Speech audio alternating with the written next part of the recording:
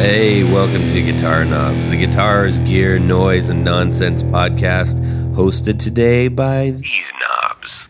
Tony Dudzik, pick God the N.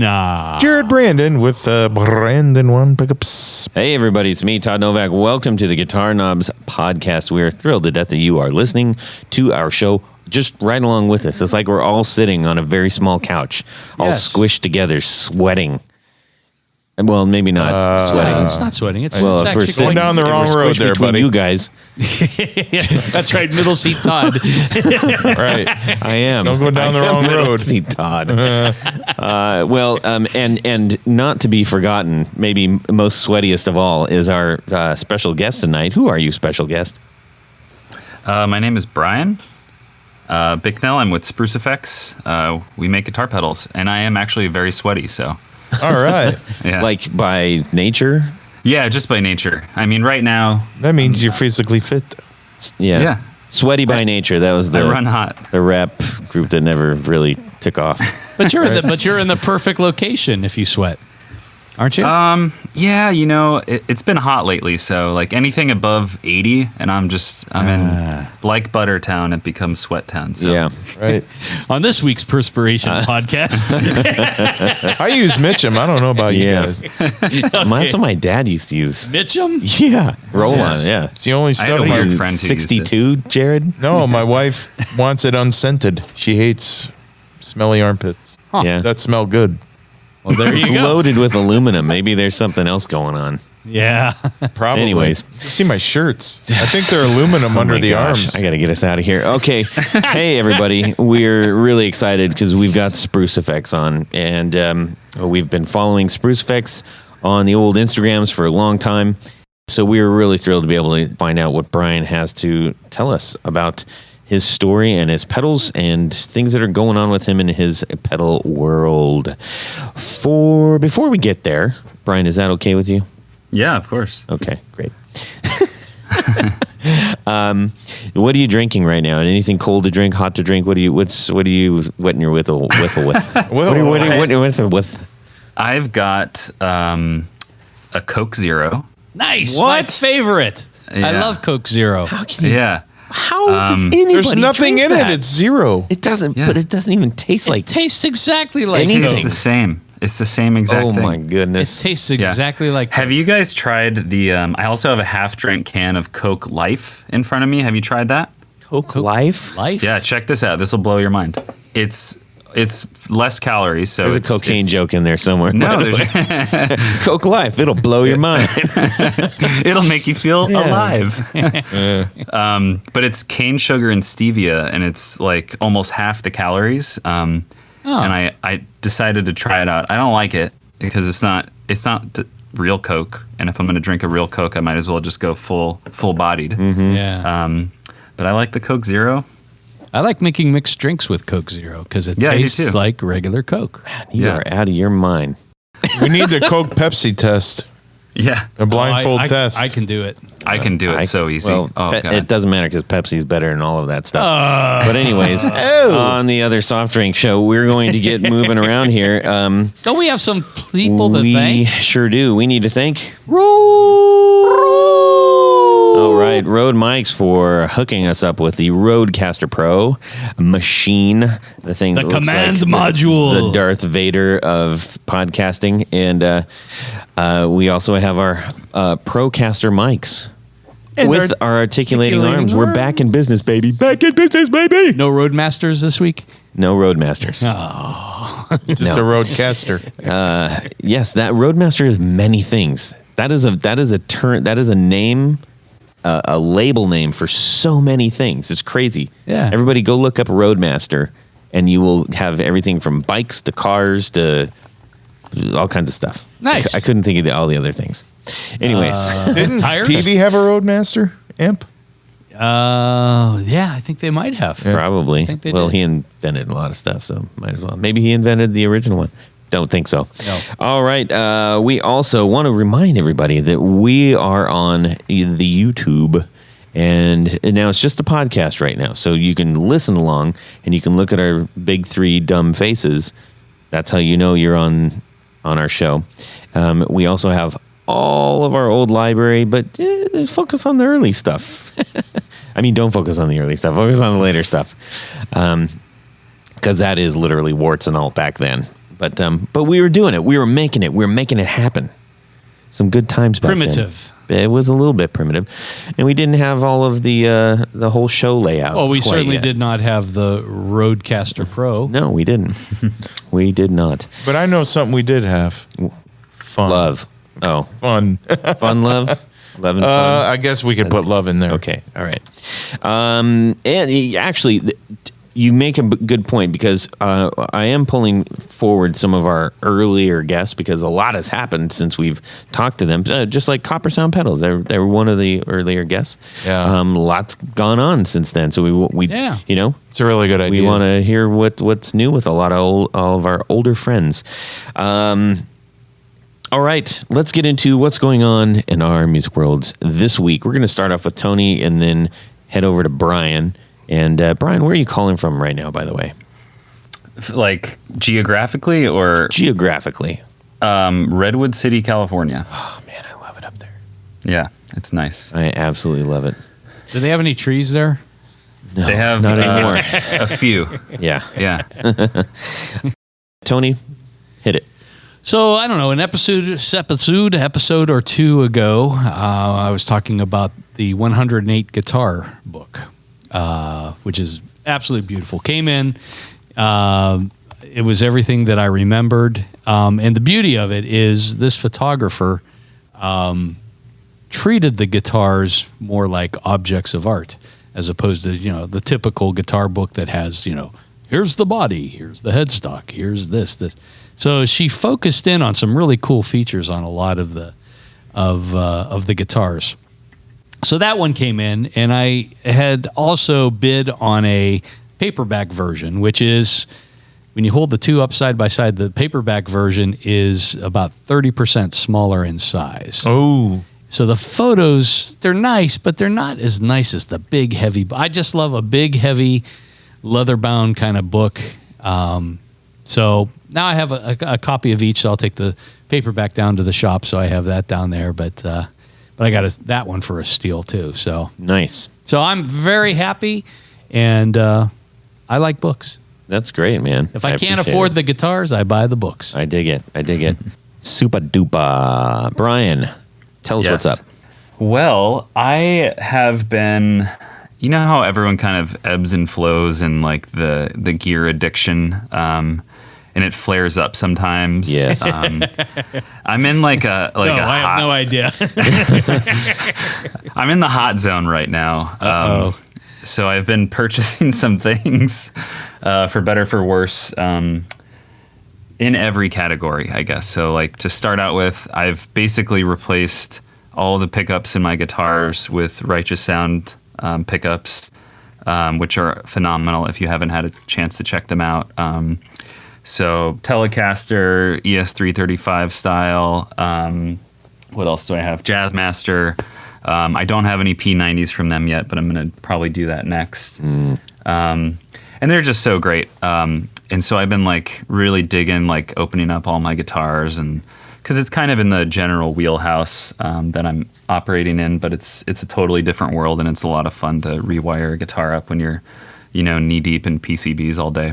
And then I got this Magnatone Varsity Reverb. The company is, back now, and I got it for a good deal. And I had a shipping issue where it came broken, and they were great people to work with, the store I was working with, and they sent me a replacement straight from the factory, and it's just great. It's just a cool amp, and I've been trying to play that as much as possible. What is it that you like about that particular amp? Because I know that they are making a comeback, but they haven't really gone fully mainstream to where people can go like, oh, it sounds like that. Yeah, it's just kind of like a bright, punchy sound. And I got it for the reverb. It doesn't have the vibrato that Magnatone is famous for, but that was more of a price thing for me because their stuff that they're making with that feature is just way more expensive. But I really just wanted like a kind of unique, different sounding, smaller-ish combo with reverb, and so it kind of fell into my lap. Nice. And so, yeah, that's kind of, I've been doing that. Oh, I bought a Dan Electro DM25 from the 60s. I have a lot of vintage gear. That's kind of like what I like.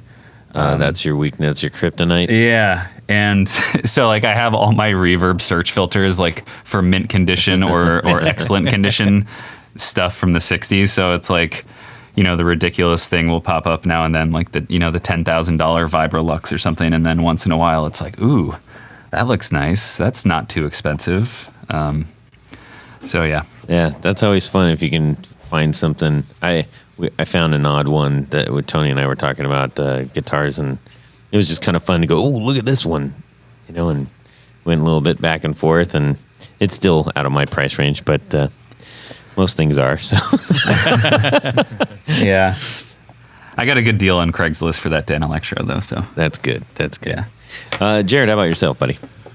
Yeah, I'm the same way. I get the hankering for a new piece of gear, and something that's been kind of just in the back of my mind for the last 5 years is I've always wanted one of the best sounding guitars you could ever get, which is a pre-1970 Martin that has the all Brazilian back. So I've been just kind of eyeballing for a long time. And my theory is the more beat up the guitar is, the more it's been used, the most likely it sounds really good.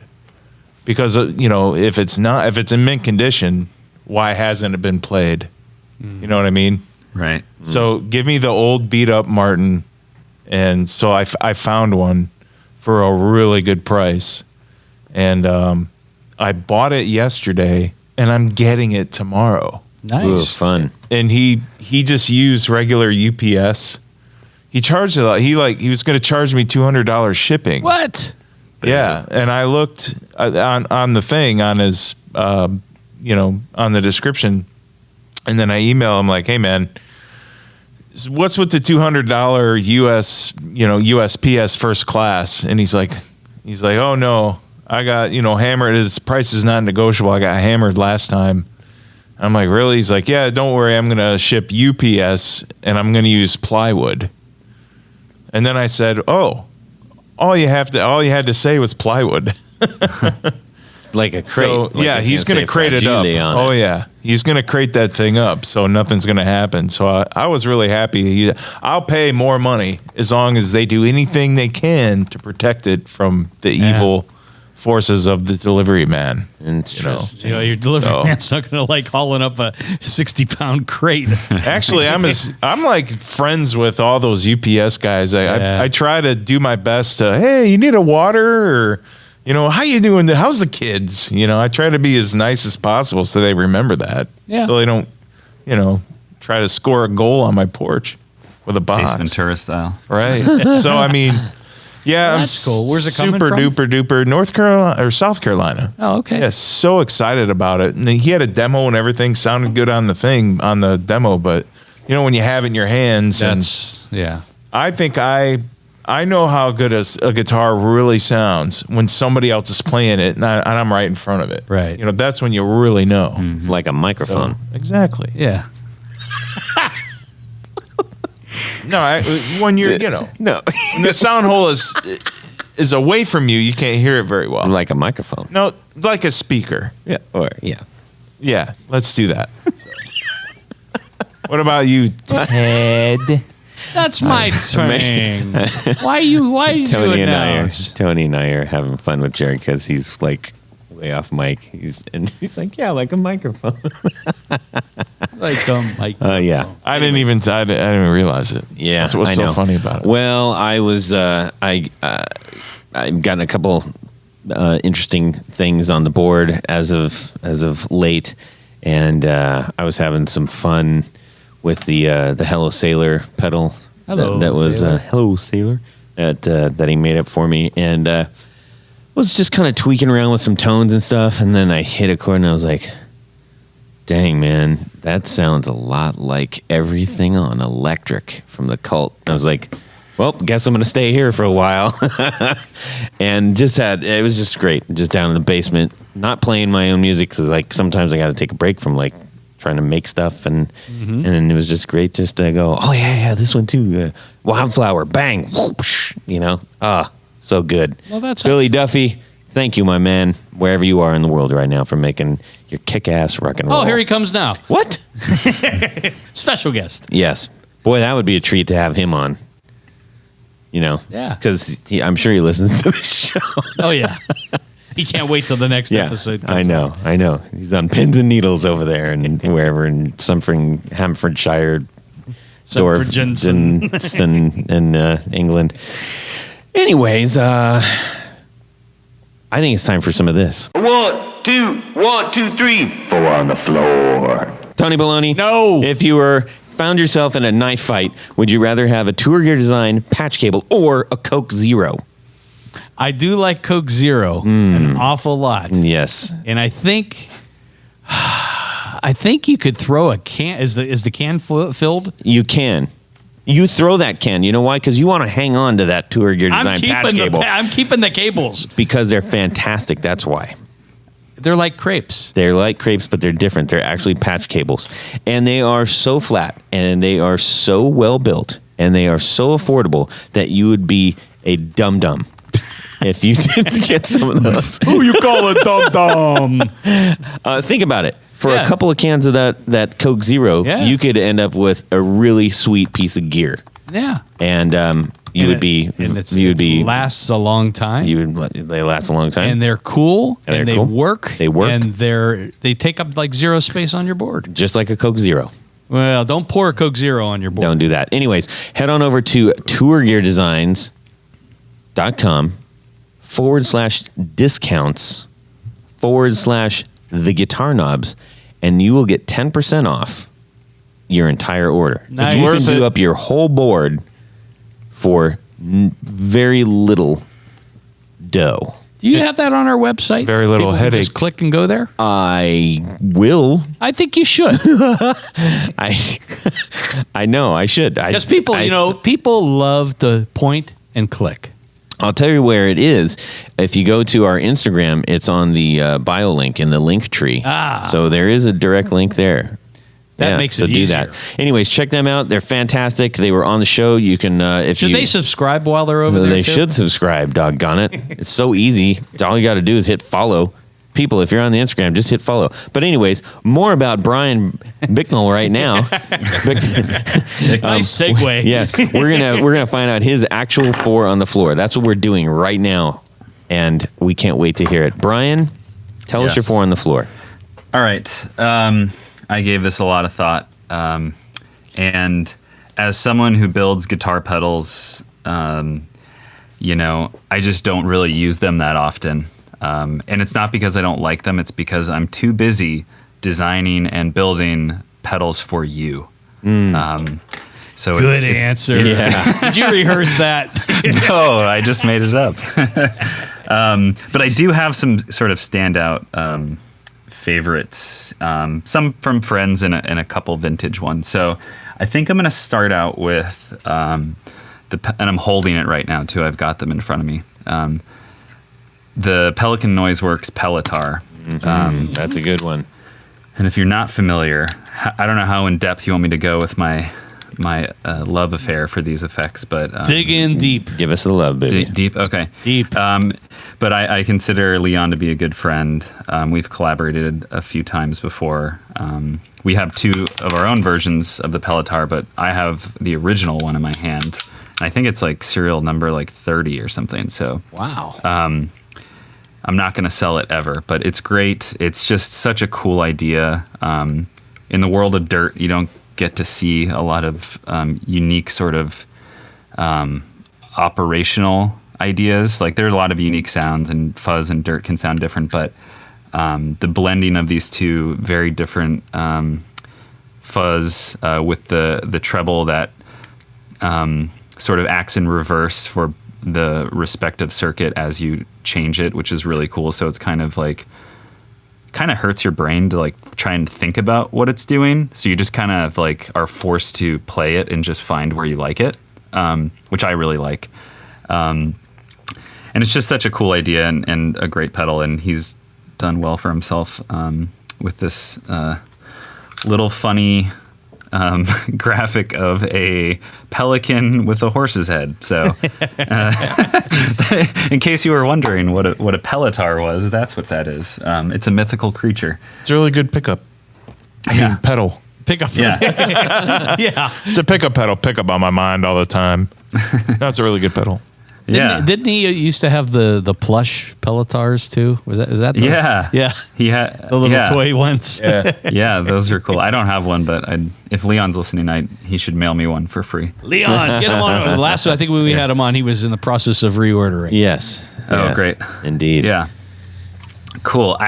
This could be a total lie, but I'm pretty. Tell me. I'm Tell pretty me it's sure that sweet. his wife takes two different stuffed animals and cuts the head off of one of them and sews it onto That's the other. fantastic. No, I could see that. That's even better. Yeah. Yeah. I like that. That's actually Yeah, good. so- That's a fun idea. That's a sweet little lie. yeah. If it's untrue, that's what they should start doing, even if it costs more. They're handmade. That's the love. That's right. Yeah. Cool. What do you got for number 2? All right, number 2 is a pedal from, I don't know if they're well known or not well known, but it's the builder is formerly from my area, so that's how we hooked up. But it's Mad Mojo Electronics. Are you familiar with that brand? Mad Mojo. There's Yes. a lot of things named Mojo. There's Yeah. like Mojo Hand. There's Mojo Tone. Mojo there's Tone, Mojo Music Supply. There's Mojo Jojo. Yeah. But this is called the Mercury Overdriver. Mad Mojo Mercury over Oh wait, there. I've heard of that one. And it's orange and sparkly, and Yep. it looks great. But it's just like a really good. I don't know. It's just a well-designed pedal. I like dirt pedals. If you didn't know that, Yeah, me too. that's kind of where I stay. That's I Schnoebel. stay in my lane. Yeah, Schnoebel has a review of it, I think. Yeah. Yeah. And it's just like, I don't know. I got it probably 4 or 5 years ago before he moved away, but I was pretty new at that point in like the serious pedal game, and it's just so beautiful to look at on the inside. It sounds so good. It's just well thought out. It's got this focus knob that's like super powerful with the tone control, and I like simple but powerful EQ. And we try to do that in our stuff too, but this focus control just like really changes. I actually don't even know what it does, but I think it's sort of like I think it adds gain to low or highs depending on where it is, which is pretty cool. And you can really hear it, obviously depending on your guitar and rig. But it's just great. It's like a kind of always on overdrive, Nice. and I really love that. And it's orange. I mean, we love that. Yeah, it's sparkly and orange, and it's got a cool little like hand engraved like aluminum plate on it. And then the inside is phenomenal. I'll send you guys a picture of it later. But yeah, and then that's my number 2. My number 3 is a pedal that I actually don't own. So this is where it gets a little bit Quite fuzzy. all right. But I've made a lot of this circuit personally, and I'm just in love with the Mark III tone bender. And I know it's not like the most popular. People like the Mark I because it sizzles, and the Mark II because of all of the famous folks that used it. But I just like that third knob, and a well-made Mark III tone bender can do a lot. And it's one of those pedals where, like, you know how you kind of are, you're playing and you don't really have that much time, and you're like, all right, I got 15 minutes. I'm going to just kind of jam out for a minute. And then you hit on that pedal, whichever one that pedal is for you. And for me, it's this one. And, you know, before you know it, it's like 90 minutes are gone, and you're like, your partner's screaming at you, and like, you're like sweating, and like, you don't even remember what song you were playing. And like, you just like, kind of like we're in this trance because it just sounded good. And that's what that pedal does for me. That sounds a lot like the chat that we had over Instagram when I got your Gale. Like, honestly, that's exactly what happened. That's that's right. You sent me pictures of your fingers. Yes, I did. That sounds, a little weird. It might have been a little weird, but No. it was good reason. Actually, you was know what? great. I'll post that picture now that you brought that up, because that is the picture of joy. That's what that is to me. Yeah.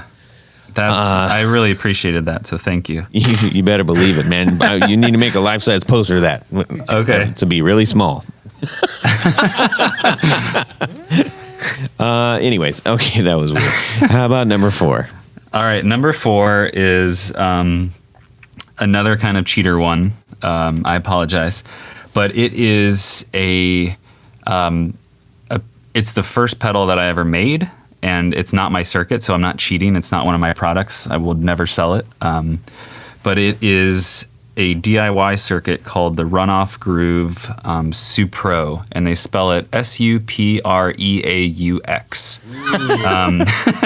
Very French. Down in Baton Rouge. Yeah, and so clearly, if you couldn't figure it out, it's a Supro-based pedal. But it's from Runoff Groove, which is a DIY website. And I thought about this a lot, and this pedal is really important to me because a lot of times pedal builders, the community is amazing, you guys know this, and everyone kind of shares information, and the little guys talk to the medium guys and talk to the big guys, and it's like great. You jump on the forums and Robert Keeley's in there commenting, and you've got all these other people who are just very giving and helpful. And so back when I was sort of cutting my teeth, so to speak, back in the, I guess, like early mid 2000s, I was, like everyone else, the internet was very popular, but a lot of the gear forums were kind of just getting like super popular, I guess. Not to use the same word twice, but and so Take it back. Yeah, it was not popular. I take it back. But a lot of pedal guys that came out of that time learned a lot from these, like, Robert Keeley. I mentioned him, and he's kind of like an all-star. But like they're like these DIY rock who are like larger than life if you nerd out to that kind of stuff. And they would show up on the forum and reply to your dumb noob comment or question with, grace and kindness, and just offering so much information for free. So it was like kind of the Wild West, where these like super famous, like amazing pedal designers are like, oh yeah, I designed this really cool, super unique overdrive circuit. I'm just going to post it on the internet for all these dorks to build for free. And so that pedal is very special to me. I still have it. And it's just a really great sort of story that I like to remind myself. I have it hanging on one of my pedal shelves, and I look at it fondly, even though it was built by me in the early days and is a total train wreck on the inside. But yeah, so that's my number 4. Nice. Excellent. Well, we love a good story about pedals and stuff, and that was one. That was a good story. That was Special. that was 4 good stories. 4 good stories. That leads us to saying a great big, humongous, check out this segue. Thanks, John Finnell, johnfinnell.com, extraordinary producer, recording engineer, etc. And we're grateful. Guitar tone guru. That's John. And that's where we have parked our studio here in the back broom closet. And it literally is. It's a big, giant broom closet, but it's ours for right now. So thank you very much, John Finnell, for hooking us up. If you are interested in finding your guitar tone and helping to understand how you can get it tracking better, it's one thing to hear it live, it's another thing to hear it as it's recorded, and he can certainly help do that. So you can check him out, johnfinnell.com. That's JONFINTEL.com. That's John. Yeah. Oh, there's your jingle. All right. That's right. All right. So anyways, let's see here. We need to find out what's going on with the whole Spruce Effects thing. Now, we're certainly not the first people to go like, hey, check out Spruce Effects, everybody. Look at what these guys do. You've been around for a little while, right? Yeah. Yeah. And you use Not getting any spruce. younger. You use spruce in all of your pedals. Is that right? That's right. Yeah, I put a little spruce branch in each one. Little spruce. Blue spruce. So that's a really weird thing. The whole blue spruce thing. I can't remember what. Oh, that was from Toast of London. If you that's okay, right. tiny spruce connection segue. If you have not seen, for whatever reason, if you have not seen Toast of London on Netflix, please give it a shot. It is one of the funniest series I have ever seen. Period. And and you have to watch till the end of the series to get the blue spruce thing. So there's your Easter egg. Blue spruce. Anyways, I like how you said that. yes. So okay, Brian, you've got an extraordinary product here. You've got some great pedals that you're making right now. You've made some in the past. I'd like to find out a little bit about where you're drawing your, maybe let's start with where you're at currently, because I think there's a lot going on with your world currently. Yeah. I can kind of run through like the sort of summary of the different things that we're trying to do, but we kind of had this not like moment of clarity, but we definitely sort of refined some of our focus in the last year where we really like classic circuits. We're not really into like doing historical clone replicas, which not because those aren't awesome. I love sort of historically accurate clones. And there are tons of amazing builders out there. I mean, just go on Instagram and just like, you could like sit there drooling for, hours just looking at these gut shots of these really talented people. Mm-hmm. So we kind of separated our line into basically three sort of standalone areas where we've got the classic series, the etched series, and then the Americana series. And so the classic series is the two pedals that I sent you guys, the Gale and the Arborist. The Gale's been around for a couple years now, but we kind of redid the artwork with Jordan from Pine Box Customs.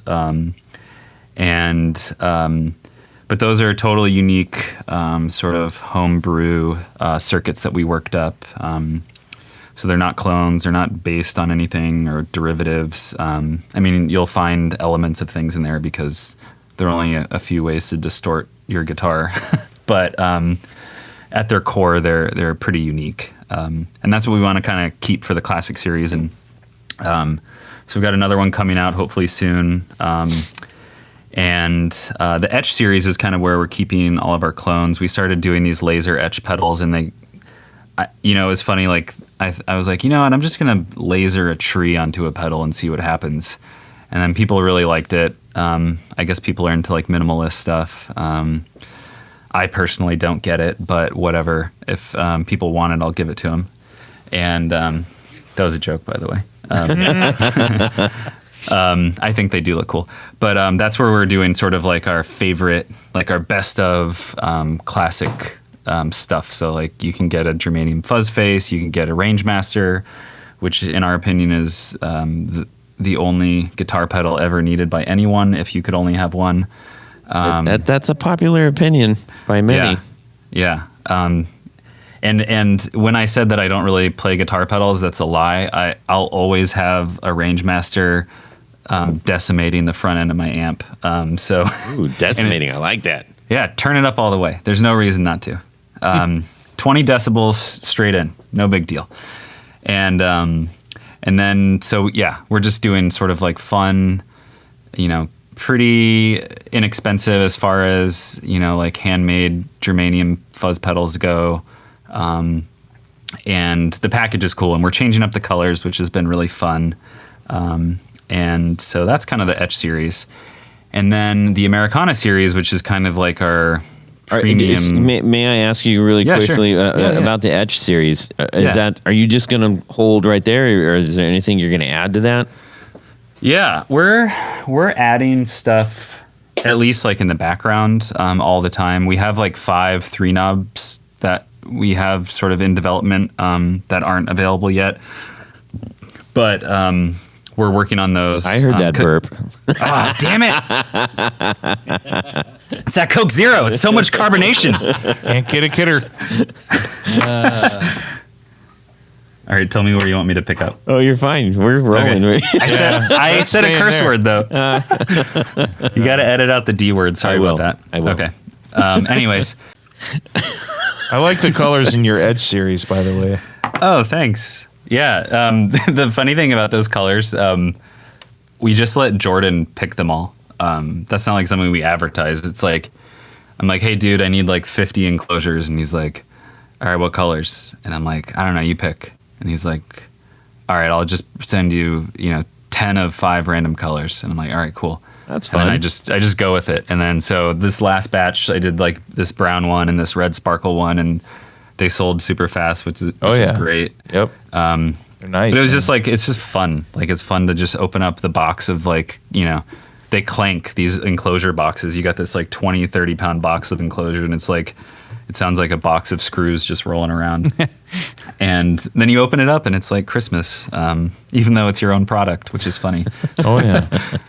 But yeah, so we're trying to add 3 knob versions of the Etch series. So we did a Big Muff and a couple versions of Big Muffs early on, and kind of ditched it because a lot of people do Big Muffs, and a lot of them are very good. And so we didn't really see it, but a reason for us to do it. But we got a bunch of requests to do a 3 knob muff style fuzz, and so we'll add that eventually. And then of course there's the Mark III tone bender, which we'll add in. We're doing a Mark II. We have a Mark II available, which is the most popular one in the 2 knob. Yeah, so we're constantly thinking of what to add and how to make it a little bit better. And because that series is just really about options. Like, you go on the website, and our website isn't that great, but you can like click the drop down menu and it's like, ooh, I can get the red sparkle in Shinai FY2 companion fuzz. Ooh, I can get a fuzz face too. And so we're trying to like keep it sort of light and fresh with options, but also recognizable. So that's that. I don't know if that answers your question. That does. Great. By the way, the website on my smartphone is great. Good. It's a nice website. Don't sell yourself short on that. Okay. Yeah. Well, the best man at my wedding designed it, so if he's listening, that's good to hear. I like the trees in the background and the way you scroll up and down. It's great. Cool. Pictures, Yeah. good photography. On this week's design pod, One thing I want to mention on the Etch series, if you're not careful, it looks like you're just buying the colors of of that first the Dallas Arbiter Rangemaster. Right. I had to double check that because I was like, that's a lot of. Wait, are these all just the single purchases for that single color? No. They're not. You got the Dallas Arbiter Fuzz Face, the Rangemaster, the Guild Foxy Lady, and 2 knob version, not the 3 knob Big Muff. Right, and the Sola Sound MK2 tone bender. So they're all on there. So if you're just scrolling, it's because the pedals all look identical except for the colors. Right. So Yep. Get yourself. That's a great deal on a fantastic design and a great sounding pedal. So how about the Americana series? Yeah, let's jump over to that. That how much time do we have? You have as much time as you need. Oh man. So we had this like vision of and I've said the word premium like so many times talking to people about this that I hate that word now, but we wanted to make like a pedal experience where like you just get the box in the mail, and like from the second the mail person sort of delivers it, like, you get that like fluttery butterfly feeling like I'm sure you're going to get when your Martin rolls in tomorrow. Yeah. And like, so we were like, all right, we're not going to just like come up with a cool concept, do the thing, and then kind of just make them. We like lasered in on every single detail, like way too many hours, and we spent a year basically developing like the concept, and so it was a lot of work, but the basic premise is like we wanted to create like super unique but also classic sounding, and the first 3 have been dirt pedals. The next one is not. If you want to talk about that later, we can. And just like in a limited release, because they're such a pain in the rear to make. If you open one up, it's every single component for the most part is on turrets. So we hand place like every single turret in the hole. Oh wow! And you have to flip the thing over and solder every single one, or stake it in depending on the model. And so like for Volcanoes, for example, I think there are like 73 turrets or something. Absurd. And so like they're just like the first 5 are fun to build, just telling you, but like after that it's I just have to remind myself like this is worth it. Like you're seeing your vision and like dreams to fruition. Like just keep going. Whereas like the other stuff is much easier to crank out. But it's just like, we wanted to put it in a cool package. So it comes in a lunchbox, like an old retro tin lunchbox that's silk screened. Every little sort of detail we've tried to think of and make it sort of feel like super special. And, we wanted to do like a really great sounding pedal, but also one that looks cool. And then one that feels different than all of the other pedals that you sort of get in the mail and open up. And so we put a lot of thought into that. And then there's the whole national park thing. Our brand is really about, basically trees. I built a brand on trees. Yes. And so we wanted to do like an homage, I guess, to, I don't know if you've seen like the old lithograph posters from like the 1940s. Old travel posters. Yeah. Yeah. And they're like super popular to like recreate now, and there are tons of cool artists like remaking them for parks that never got featured. But we wanted to do like this sort of handmade, like sort of super focused landscape. We wanted it to look like a painting, basically. And so Jordan from Pine Box Customs, if you don't notice the theme, we work with him a lot. He was down for the challenge, and so I'm pretty sure like before we even made the first pedal, it was like 13 months of like art design back and forth. I was doing all the circuit design like in the background. Jordan, that wasn't something that he was working on with me, but like every single thing to the like tag that he silk screened and like the fonts and like, I don't know how he still talks to me because that process was like tedious, to put it kindly. And we're really stoked with how it came out, and people seem to respond. We sold the 40 Saguaros in 40 minutes, which was kind of cool. That's awesome. I think it was like 37. I rounded up because it sounded cooler to say 40 and 40. But now, you got the Acadia, the Volcanoes, and the Saguaros? Is that or are they all the same circuit? No, they're all different. Okay. So those 3 they're all fuzz. There's a germanium component. Volcanoes is a hybrid, so there's germanium and silicon in there, and they're very unique in terms of like what they can do. But they do have their roots in kind of the '60s germanium style stuff. Right. And the only one available. There are none available. None available. Yeah. So, we're doing it kind of like Spaceman. We do the drop on the 1st of every other month. So the next one's coming out on November 1st. Okay. So you heard it here first. Which one is coming out? Should I say? Well, yeah. It's secret. Just Okay, lie then to us. don't. Tell us a sweet lie. little lie, man. No, let them wait for it. Something big's coming. Something big's coming November 1st.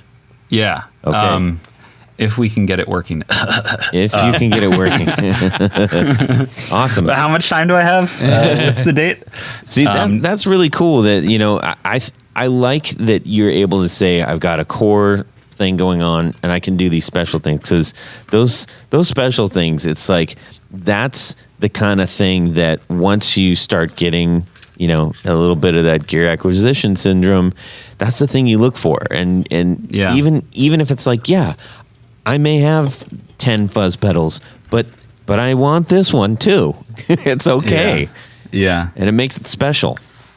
Yeah, and we're trying to we ran into a problem kind of with the first one where like it sold in like 4 hours or something, and we only made 25 of them, so that was a little bit smaller run. But you know, like at that moment, like I was getting all these DMs and emails from people who like they were actually angry people. Like I got probably 15 or 20 messages over the following few days of that release where people were like, what? Like, what's wrong with you? Why can't I buy one? Like, don't you want my money? And I'm like, well, I guess I do, but like, it's not about that. Like, I had to commit to how many I could make in the time that I had to make them, and like, they're tedious. I'm sorry. I'm really sorry. And so we made a little bit more of the Saguaros one, and didn't get any angry potential customers emails from that one. So. Well, the cool thing is special. You've got no shortage of amazing parks to draw from. Yes, we have quite the list. The spreadsheets for this stuff are daunting. That's outstanding. That's really cool. I like that you're doing that. Thanks. I grew up on the West Coast and spent many days, months, weeks, the whole thing up and down the entire West Coast at all the different parks and everything. So I have a love for that. If you've spent time there and you get it, you get it, and it never leaves you. You know, that's good stuff. Yeah, totally. That's exactly what we're trying to kind of invoke with folks is like, if you're looking for something new, a great sounding fuzz, but like you're tired of, you know, everything looking the same or just kind of being the thing that you buy, we're hoping that like this series, like the thought that we put behind it, people are going to kind of identify with that. We got a ton of good feedback that people are like, oh, you know, I'm from Maine originally, and like that picture when I saw Acadia, like it made me like remember those, you know, vacations I took with my grandparents who are dead, and like it's so cool. Thank you for making that. And like that's the kind of stuff we're going for. That's awesome, man. With that stuff. So, but the parks are special. Well, let's a quick touch on you have your core series, which anybody can just pretty much buy anytime they want, right? Yep. Yeah, etched and classic stuff is like just normal. We change the colors sometimes, but they're usually always available. So all right, let's discuss those real quick, and then you have a special thing that you just did that I want to touch on too. Sure. Yeah. So do you want to talk about the Gale? I do want to talk about the Gale. Okay. Do you want the origin story of the Gale? I want the origin story of the Gale, and then I'll regale my. See what I did right there? My little story. Okay, go ahead. So the Gale was an idea we had where we wanted to make like a fuzz distortion. We don't really play personally distortion pedals that much. Obviously, we have ones that we like, but we wanted to make something that like did, you know, the kind of like 3 stages of dirt, which is like the sort of low gain, kind of like making your amp sort of like work a little bit, and then you can get into like, you know, distortion territory where it's like, you know, saturated, and then, you know, like full on fuzz where it's like just like you just want to, you know, play the D chord until the sun comes up, kind of thing. Drooling right now. Yeah. So we our good friend John at Electronic Audio Experiments. John who? John Snyder. Hey, drink. Wait, what's that game? It's the John Snyder drinking game. Literally gets mentioned every oh my gosh podcast. But he's been on 3 times, two times. 2 times. 2 times, yeah. So anyways, all right. Wow. That's Hi, John. cool. Yeah, hey, John. I'm going to butcher the story right now if you're listening. I'm going to tell my version of it. This is how I remember it. But, you know, we talk all the time, and he's such a great guy. And I'll actually give him a quick plug. John Snyder from Electronic Audio Experiments. You should take a drink now if you haven't. He is, I think he's the most prolific and talented guitar pedal designer in the world. That is my opinion. My opinion is not worth much, but he is, if you spend just a few hours getting to know him and talking to him about effects, like he's smarter and more equipped and has better intuition than anyone I've ever talked to in this business. And I can't say enough nice things about him. And he's and he doesn't like to talk about it, but he is very young. I don't know how old you guys are. Well, let's not get into that. Yeah, he's what? John's about 12 or 13 now. yeah. He just got his PhD too, so he's Doogie Howser. Yeah. He probably doesn't even know who Doogie Howser is. That's how young he is. So. Yeah. Wow. That's you're. I don't think you're wrong. But anyways, back to the Gale. So we approached him, and by approach I mean I probably sent him like a drunk text or something. And I think you're handsome. I didn't mean to write handsome. It just came out. Can you make me a pedal? I think you're smart too. yeah, your beard is cute. I mean, big. But we essentially were like, hey, we want to make a germanium powered distortion fuzz that doesn't resemble anything. And he was like, all right, cool, let's do it. So the first version of it, we basically prototype, digitally, and then I'll make one, and then I mail it to him, and then he like gives notes, and then like cuts it apart and hacks it and sends it back to me, and then I look at it, and then the whole back and forth ensues. I don't even know how many versions of it I sent over there, but basically it started out as like a really, really good sounding low gain overdrive, and it was like really good, and I really liked it, and I was like, dude, we need more gain. And he was like, well, it kind of does what it's supposed to, and it's really cool. And I was like, no, man, we got to turn this thing into a rager. Let's add some gain stages, and whatever we did. And so it like sort of evolved from this like really nice sounding sort of low gain, I don't want to say transparent, but like a pedal that you like just kind of for a little bit of oomph and a little EQ and just controlling your tone a little bit more, a little tasty whatever. And I was like not satisfied with it. And so I just envision you saying, "Dear John, not satisfied. Send." I think we use the term gain juice a lot. It needs more gain juice. Well, this one definitely has gain juice Oh, man. to spare. Yeah. And so, it went through, I think we went through probably like 4 or 5 revisions, and we added the stuff that needed to be added, and, really refined the clipping section and whatever. And then, so I think I sent this final prototype to John, and I was like, all right, this is great. I love it. It's got 5 knobs. And if you look at your Gale, it has 4 knobs. Mm-hmm. And you might be wondering, well, where did the 5th knob go? And so John was testing it, and he was like, all right, dude, I think I'm onto something. This sounds great. It's great. Let's, I think I'm done with the overall sort of whatever, and, let's kind of call it there. But the 2 gain controls, so the 5th knob was an extra gain control that controlled the gain of the input stage. So there was like just a regular, silicon transistor gain stage at the beginning of the circuit. And he said that he was finding that he was setting the 2 gain knobs at the same level and getting the best tones. So he was like, let's just put them on the same knob. And so as you turn up the gain on the Gale, it's essentially, slamming your input at the same time that it's increasing, like, essentially the clipping gain stage that you would find in, like, a normal distortion fuzz. So it's like, I mean, I haven't mapped it or scoped it, but it's, it sounds like sort of like an exponential or logarithmic relationship where, like, as you turn it up, you'll notice, like, past 12 on the gain control, it starts to get, like, really hairy. And that's because it's actually controlling 2 independent stages at the same time. And so that was, like, where the sort of, like, aha moment was for me. And he was like, let's do it like that. And, like, as soon as we, built out the final prototype to have that feature, it was like, oh crap, this is tasty. I like this. Yeah. Yeah.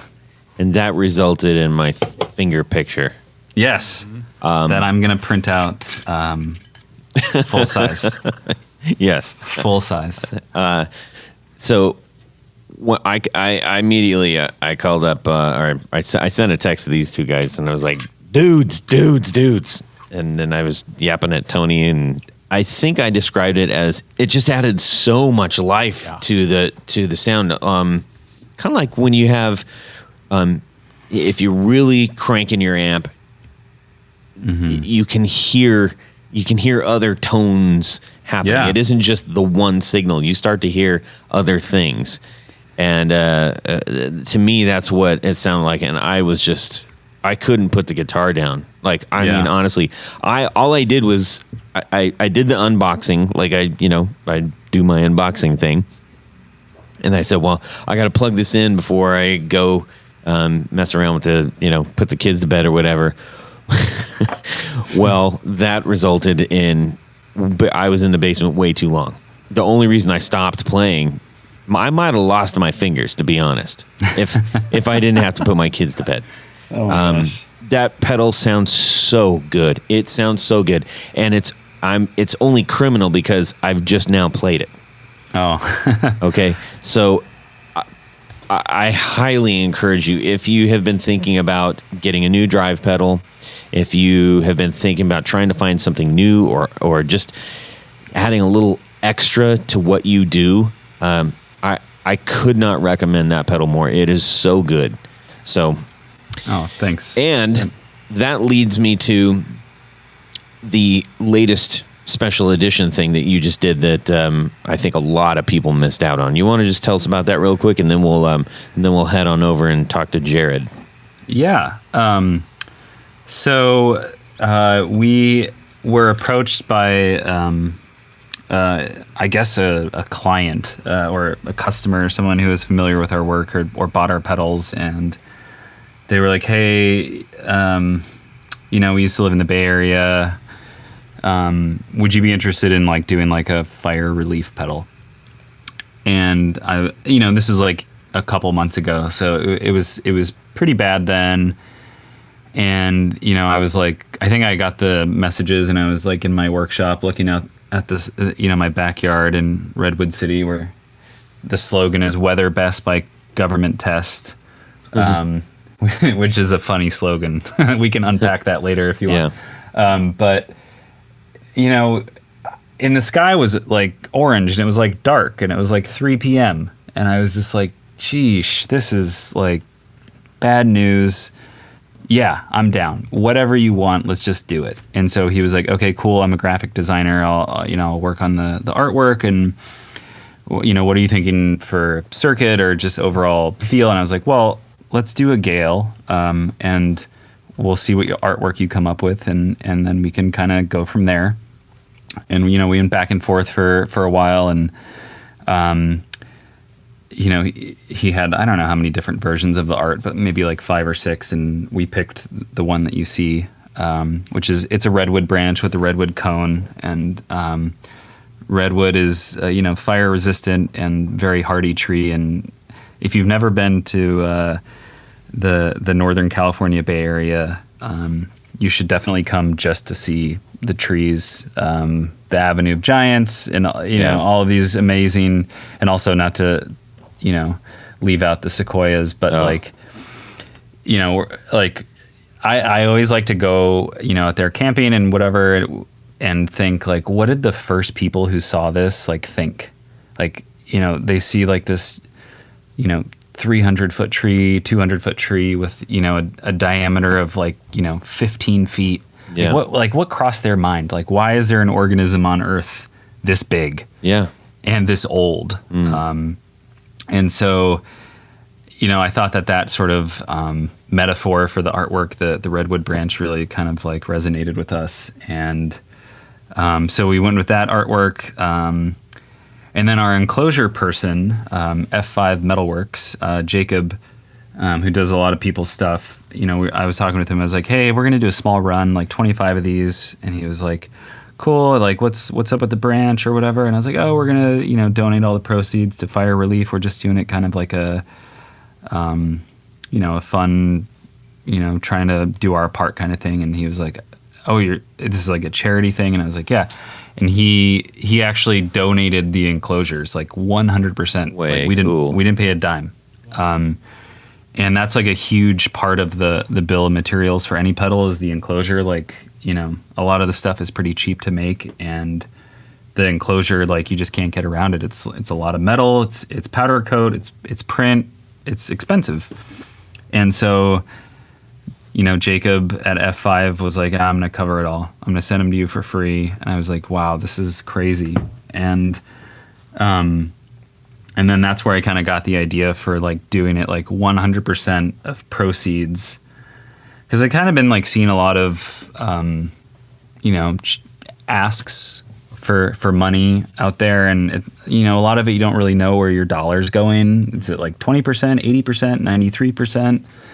You can look up charities on the internet and find out how much of your dollar goes. But I was just like, I'm just going to say every penny of every dollar is going to go to the two organizations that we're working with. Just like, it was just almost like it was just easier to do it that way. And so like we sort of absorbed all the other manufacturing costs and that kind of thing. But yeah, that's kind of like how that came about. It sold out in 3 hours. It was, I was very shocked. People seem to really like it. I'm really excited that a bunch of people are going to have a Gale now, because I like that circuit a lot. If you couldn't tell, and then so we're donating $5,000 that we made yesterday. So if you're listening, yesterday was the day that it was released, and we're pretty stoked. So that is fantastic, man. Well done. Yeah. That's good on you, and good on thanks. everybody else for jumping on that. Yeah, I missed the boat by, I must have been by what, 5 minutes? I think so. Yeah. Yeah. I think there was a little website problem at one point, but like some people added it to their cart, so it took it out of inventory, and then like they never checked out, and then they never bought it, and then they closed the window later, so other people bought it. I don't know how the internet works. I'm not. Yeah. I'm not Mark Zuckerberg. Thank goodness. Yeah. Anyways, well, dude, I really appreciate you sharing, everything. Now, we didn't spend a whole lot of time kind of getting into your whole back deal, and we usually do that, but I like where you're at with these things right now, and I wanted to learn more about them selfishly. Awesome. And I make sure that anybody that doesn't know, because sometimes it's shocking. It's like we think, oh, well, surely about this brand or this brand or this brand, and people are like, huh? Mm-hmm. And so anything that we can do to help get the word out about builders, even if you've been around for 10 years, there's plenty of people that still haven't. We don't know everybody. We're still running into people. We're like, who's this person over here? So yeah, totally. Anyway, so it's been fantastic talking to you and learning about this. We're gonna spend a little bit of time with Jared, and then we'll wrap ourselves out of this and lavish more thank yous to you in just a little bit. Okay. Great. It's time to shift into Would You Rather. Ooh, that's a good one. Today was a special Would You Rather song because one of the rock pioneer gods of our time sadly passed away. Huge. Yeah, he's a huge pioneer rock god. He taught us all how to shred. And he used a drill on the guitar, and he messed with the guitar and did his own thing with the guitar. And I'm talking about Eddie Van Halen. That's right. So R.I.P. EVH. That's right. Okay. So this Would You Rather is really simple. And we're going to have a three-fer tonight in honor of Eddie Van Halen.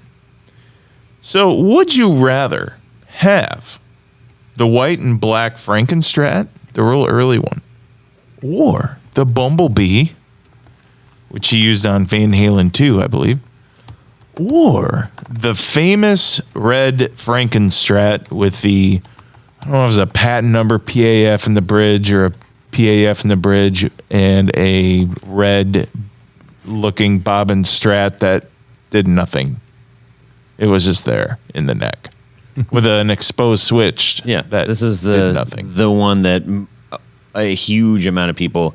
It's impossible Cloned. not to associate this one with him. This is the most associated one with him. Yes. And actually, the red one was actually the black and white one, as we discovered.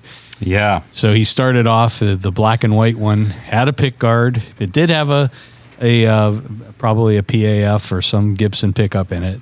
I read about it like 15 years ago and I forgot. Yeah. Yeah. Forgot about And it. then in later years, he cut the pick guard off. Yeah. It just kept the little control section, put more striping on, and then sprayed it red.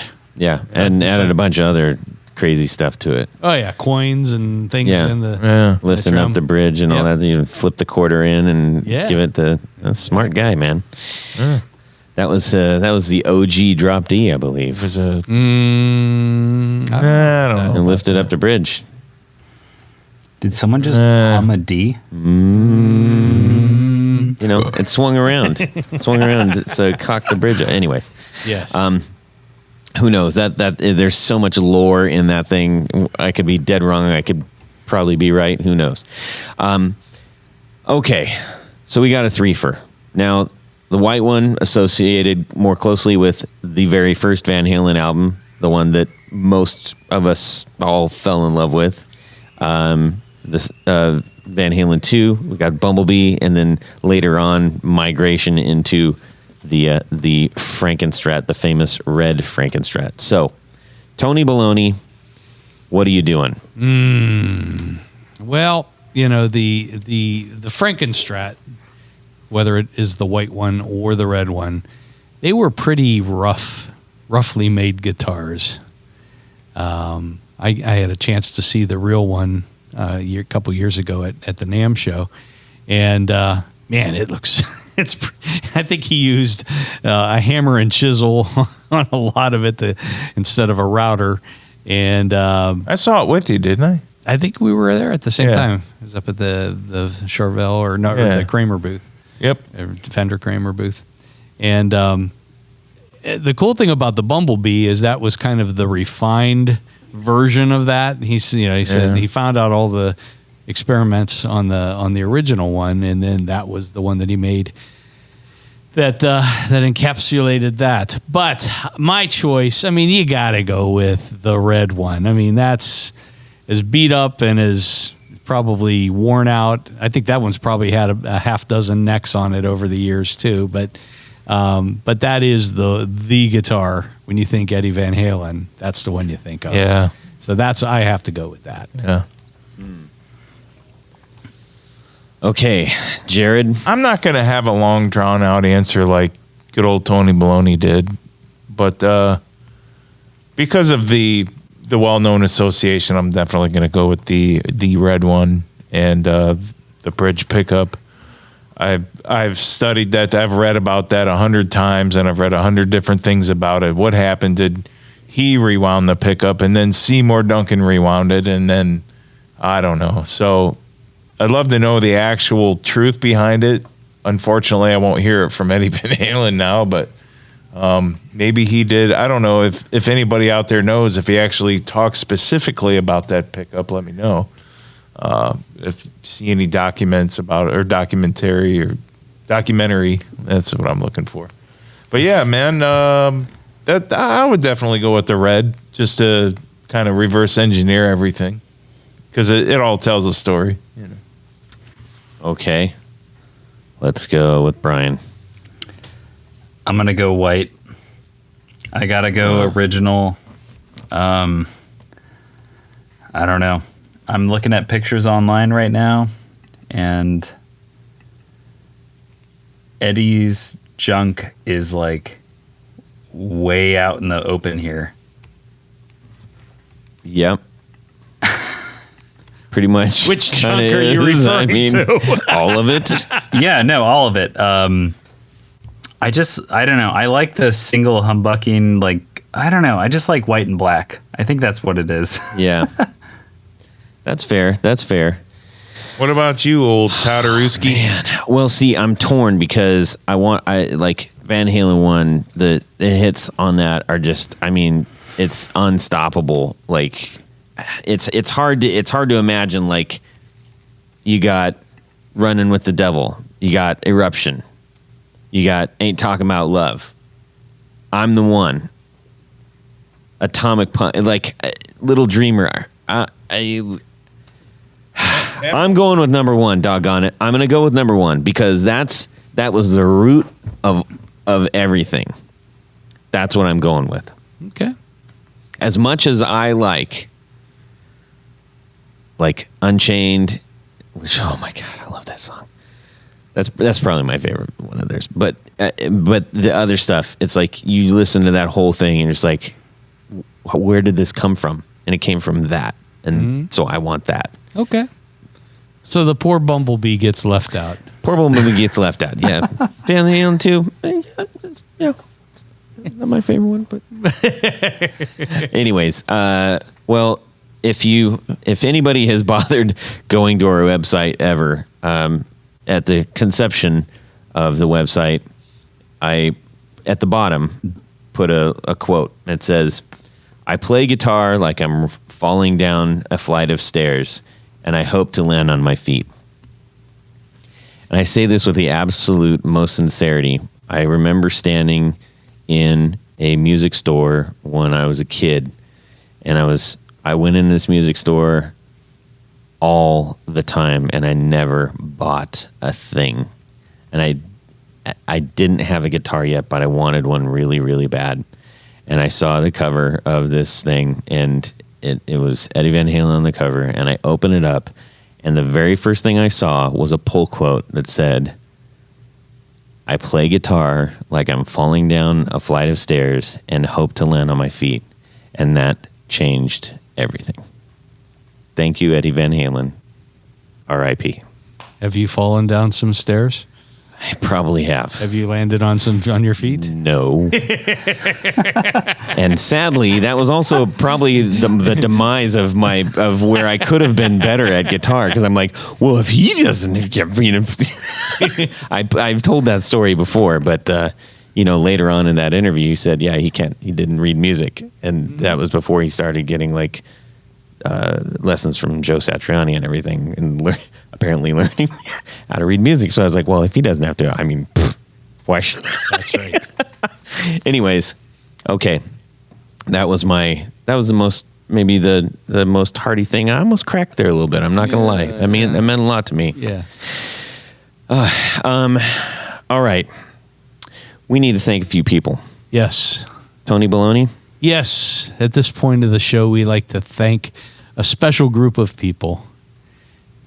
If you want to become a patron, a sponsor of this podcast, go over to patreon.com/The Guitar Knobs. You'll find a couple of different levels in which you can participate, and each level comes with a great, great, great prize package. Things like T-shirts and barefoot buttons and flashlights and stickers and picks and all the good stuff. But there's a certain level that we have. We call them our executive producers. And they get all of that great stuff, but they get something else. Jared? They get to have their name read on the thing. Correctamundo. Their name read on the thing. And that's what I'm going to do right now. I have to take an extra deep breath. Yes, you do. This list just grew by one today. Special thanks to executive producers Tom Barazin, Martin Cliff, John Daly, Chris Kearney, Darren Gregory, Doug Christ, Michael Van Zant, Ken Sayers, Brian Robison, Michael Senchuk, Stefan Lamb, Johnny Knowles, Anthony Lanthrop, John Anglin, Tyler Bray, Brad Partridge, Chris Heidel, John Esterly, Doug Gann, Justin Jones, Brett Alexander, James White, Matt Hart, Liam Martin, James Pennington, Richard Kendall, Ty Carmen, John Williams, Michael DeLuccio, and John Jackson. Joan Jackson. Our newest and bestest friend. Yes, sir, that is correct. But can I continue? You please continue, please. Thank you. You. Yes. So we have another group of people that are executive producers, but they're even a little more special. That's right. We call them our grand poobahs. And one of They the play benefits- mahjong at the top of our temple in their fezzes. at tea time. But they do wear fezzes. We send a lovely fez Yeah. that they can wear, that they Yeah. must wear They while must listening. whilst listening to the podcast. Yes. So special thanks to these grand poobahs: Jonathan Jerusik, Corey Nigro, David Kaminga, Cody Lane, Cody Foster, Sean S., Tommy Manasco, Mark Garton, Adam Johnson, Steve Keys, Zach Melton, and Tim Novak. All right. Hey, everybody. Thank you so much. Thank you so much. We love you. All right. Brian Bicknell, thank you for joining our show today. Spruce Effects, everybody.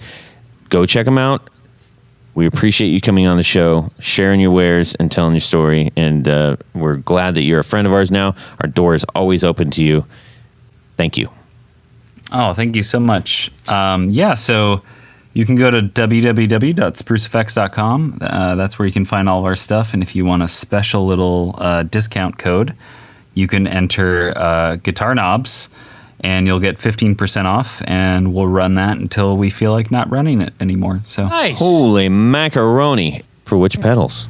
any available pedals. It probably won't apply to the Americana series, but etched or classic, it'll work. Awesome. We're into Nice. it. That is a fantastic discount. Thank you so much. That is very generous. We really appreciate that. Yeah, Ladies thank and you. gentlemen, I'm telling you, get yourself one of these. I would highly recommend the Gale, and that whole etch series, man, that's killer, because that's all of the sounds that you just need on the board no matter what anyhow. So go do it. It's going to a good guy with a great brand and a good ethos. So Thank you. anyways, let's see here. Tony Baloney, Yep. where can people find you? Head over to pickguardian.com. Check out some of the stuff that I have available for sale there. But as I've often said, most of what I do is custom work. So shoot me an email. Let me know what you need, what you're thinking in terms of color and all that fun stuff, and I will make it happen. Fantastical. Jared?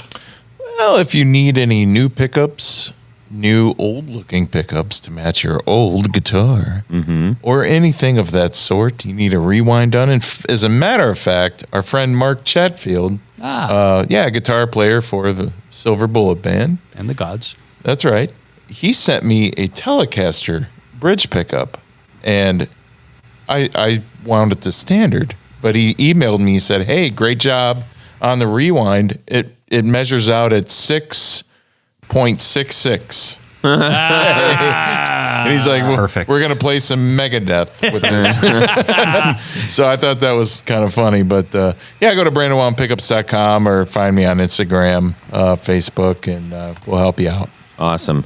You can send me an email, todd@theguitarknobs.com. You can also shoot me a DM on Instagram @guitarknobs. Please share your would you rathers. We would love to hear them. We'd love to hear what's going on in your music world, and just what you us think a of the show line. and stuff. Send us Show a us. line, everybody. All right, Brian, again, ginormous thank you. Yay! Thank you. Spruce Effects. Guys. And big shout out to Eddie Van Halen one more time. Thank you for everything, Mr. Man.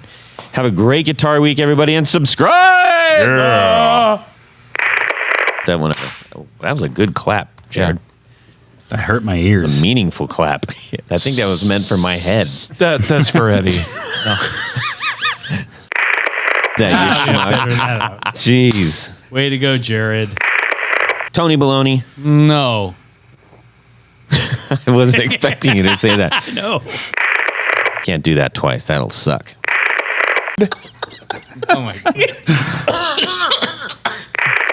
But then he gets in a kitchen and it's like Buttertown and Yeah. go for it. So That's my town. Buttertown. Yeah. Buttertown. Tony's from Buttertown. Butterberg. I'm coming. He goes back every Go weekend. back every weekend. Butterville, Butterberg. Yeah. Coke Zero instead of bologna sandwich. Perfect. Okay. Can of Coke Zero. Before Jared ends up eating my face off, Butterbun. we will get on with this show. do here. it. Which is a Yes. reminder that any building or type stuff makes its way loud and clear over the airwaves here. I got kind of Jeff Goldblumey right there a little bit. Yes, you did. That was a good rhythm. I like right that. there. And well, let's just move on to the next thing there. Yeah. Tony with the zinger. Hey. Maybe a little bit. Okay. I'm always willing to embarrass myself a little bit, though. That's what my bully said. That's Are what you your my bully? Let me try this again. Okay, I'm going to try that again. Sorry, that was a mess. Start it over. Well, that's it for these knobs. Please visit our Patreon page at patreon.com/theguitarknobs. Visit our website at theguitarknobs.com for all of our past episodes, 4 on the Floor blog, and other good stuff. You can connect with us on social too at our Facebook page and share your gear and stories on our Facebook group. Also, be sure to check out our Instagram at Guitar Knobs. Catch you next time.